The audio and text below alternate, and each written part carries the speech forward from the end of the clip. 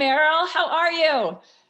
Hey, Terry. Good to see you again. Good to see you. It's been a while, and I know this is really important for both of us to talk about this subject of courage. And thank you so much for participating in the courage movement with me, choosing courage, and being interviewed. Tell the audience a little bit about you. Oh my goodness. How long did you say we have? Well, hey, we can go over, hopefully. Well, that's such a broad spectrum. I mean, essentially, I am originally from South Africa, from Cape Town. And, you know, I'm a mom, I'm a wife, I'm a food entrepreneur, I'm a chef. And I've had, you know, 4 different careers in food that have kind of taken me around the world. And now I'm here in Park City, Utah. Wow. Wow, Meryl. I know a little bit, I know a lot about your story, and it's incredible. I just got to visit your country last year, just thinking about it this month, because we were there last month. I mean, this month, last year. Yeah. And I also know it's your birthday month, which is special. But yeah, you brought a lot of your influence from South Africa here into your food and into your business. And what we're talking about is how to be courageous. And I want you to answer this question in a new moment in time, as if you never heard this question before. Do What's you the question? see yourself? You ready? Yeah. Do you see yourself as courageous? Absolutely. Oh my goodness. Absolutely. I mean, the word courage, I mean, if I look back and at my journey and having left home essentially, you know, my 18 years old, my entire journey has been one step of courage after another, after another, after another. I mean, I don't really see it as one big thing. I see it being a compounding effect of many, many decisions. And I feel like it's like they say, if you quit something, then if it's something big, I think you have to ask yourself the question, where have you quit along the way? Because quitting is really a compounding effect of little quits, right? Yes. And so I think courage is kind of the same thing. I think it's something that the more little steps of courage that you take, the more confidence you have within yourself and also your environment, right? So for myself, I think the main reason why I say I've been courageous is not because of the big things that I've been working on in the last 5 years, but really the baby steps that have got me here, and that compounding effect. I love that. And I think this is a great message for people, because I think they think, oh, I have to have this huge amount of courage to go out there and do something. But what if it's just small little steps of courage that build upon themselves throughout your lifetime? And the more that you do it, the easier it becomes to take on that next little step and the next higher step until you get to the point where you're at, and you just kept going, you know, being more daring and more brave to go for things you didn't even know how you were going to do it. And I think that's what I want the audience to understand. And when was the point that you actually saw or could describe what you were doing in these little steps with the actual word courage? Yeah, that's a great question. I would say it's come with age, you know. I think in your 20s, you just kind of have that go kick ass kind of, at least for myself, you know, go getter sort of drive.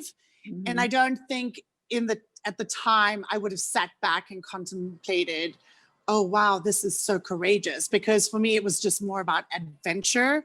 And so in a nutshell, in my 20s, I was doing what I love to do, which was to cook. And I was so fortunate to be able to cook for the 1 percentile as a private chef on board the super yachts. And so being based in Europe and then falling in love with France, I decided to build a life for myself for more than a decade in the south of France. And I look back on that now and I go, wow, that is pretty courageous. I mean, to leave your country of birth and settle down and create a whole new life in a foreign country where you don't speak the language, you don't know the culture, but it just felt right. So I think that's courage, but I don't, at the time, I didn't really recognize it as courage.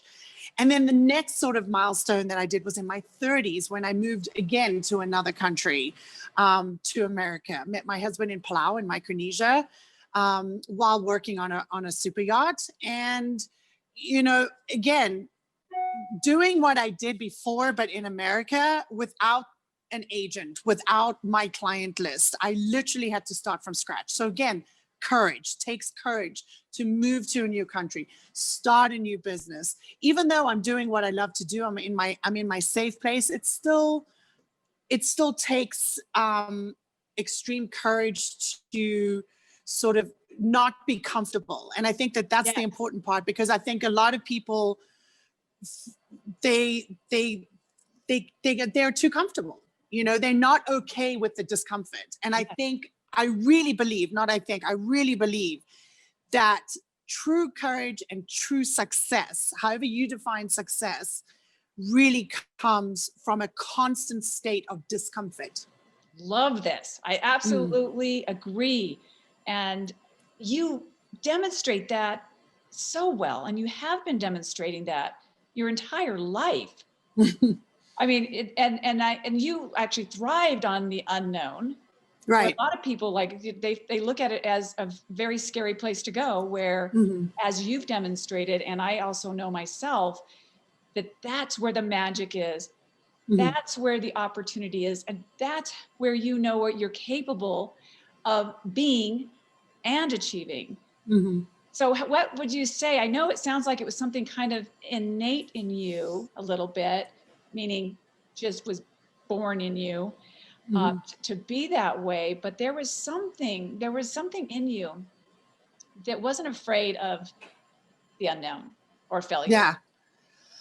I think it goes back to age, because I think, if you've got all that drive in your 20s, and then in your 30s, you kind of start to reflect on the world and the choices that you've made that have gotten you to where you are.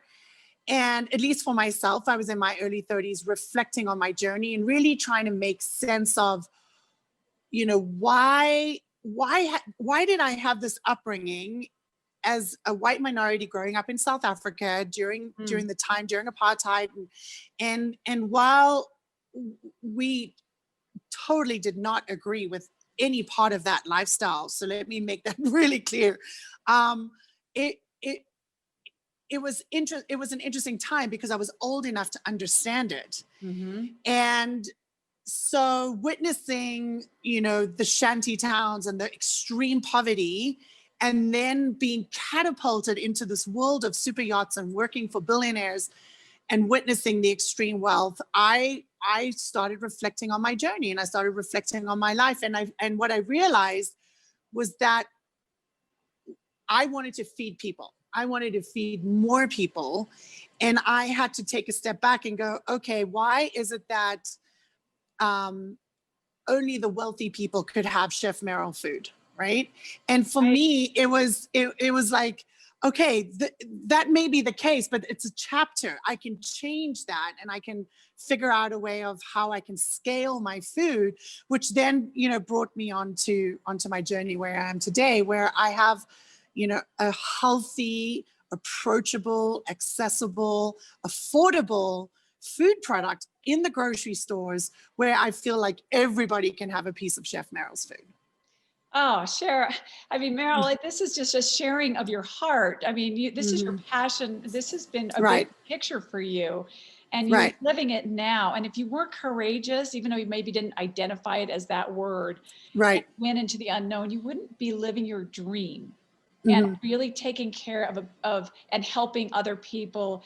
And a lot of that passion, I'm sure, comes from where you grew up. And seeing it firsthand that not just certain people should be fed, but the whole world should be fed and have access to good food. Right. and that's and good food is obviously, you know, a decision, a conscious decision that I made, because I didn't come from America. I didn't understand the food world in America, right? I didn't understand retail and sort of how that whole process worked. I had to learn that, and I had to learn it the hard way, the expensive way. So Yes. I don't want to glorify,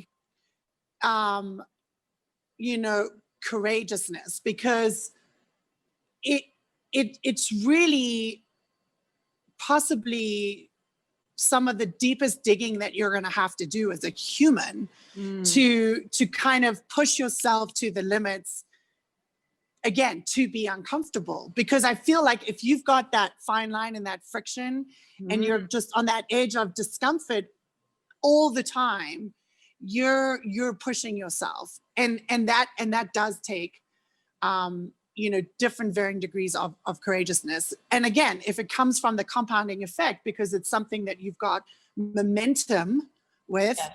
then there's almost a silent confidence within yourself that it's worth the highs and the lows, and it's worth the struggle, and it's worth the it's just worth it in general, you know. And I don't know where this is going. I don't have all the answers. All I know is that I wake up every day with a mission and a vision, and I try to just really stay focused, laser focused on what that is. And trust me, it is the hardest thing for me to do, but to really be in the moment, because I am so guilty of more so looking forward than looking back. Because I think as an entrepreneur, you know, we're the visionary, you know. I have an amazing team that has helped me get to where I'm get to, but it can be frustrating for them, because I'm just like, I see everything from 10,000 feet, and I'm just the visionary. I'm not that detail orientated, you know, person on the team. And so staying in the moment and staying focused, for me, it takes courage. We all have to understand what our strengths and weaknesses are, and then you hire people to help out with your weaknesses. And I'm like you, and it's harder sometimes to have that vision. Some people don't have that vision.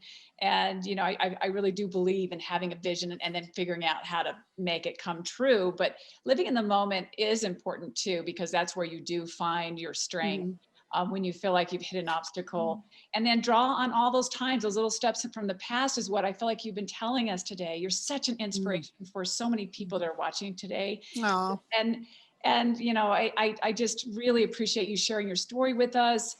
And I want everyone to know how to get a hold of Joffles and where to purchase them. So we'll put that on the video, and your website, how they can get a hold of you.